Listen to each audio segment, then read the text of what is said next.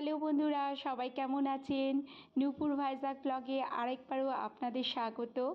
একটা ছোট্ট ব্লগ নিয়ে এলাম। গত কয়েকদিন হলো আমি খড়গপুরে এসেছি, সেভাবে সেরকম ব্লগ করা হয়নি।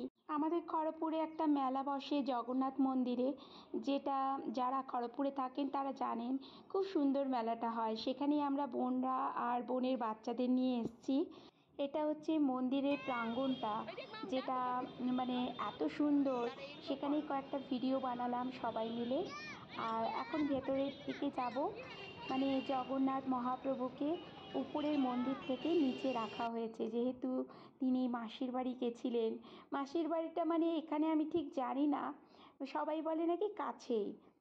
এখানে আমার বোন আমার মেয়েকে নিয়ে ফটো তুলছে, সবাই মিলে খুব আনন্দ করলাম।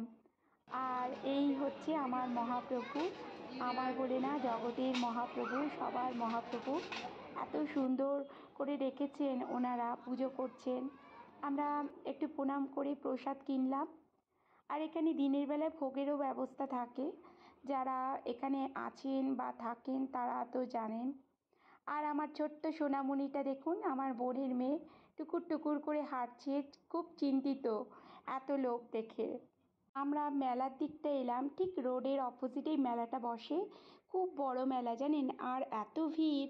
আর ছোট বাচ্চা নিয়ে না এই ভিড়ের মধ্যে ঢোকাও একটু মুশকিল হচ্ছিল। তাই আমরা বাচ্চাকে তাড়াতাড়ি নিয়ে চলে যাব বলছি, কিন্তু মিষ্টি কোথায় চড়ে উঠে বসলো দেখুন। এটা খেলে নিই, তারপর আমরা কিছু খাওয়া দাওয়া করে চলে যাব। আর বৃষ্টি হচ্ছে, কিন্তু খড়গপুরে ভালোই বৃষ্টি হচ্ছে, কিন্তু মাঝে মধ্যে এত গরম থাকছে। চলুন আজকের ভিডিওটা তাহলে এই পর্যন্তই। সবাই ভালো থাকবেন।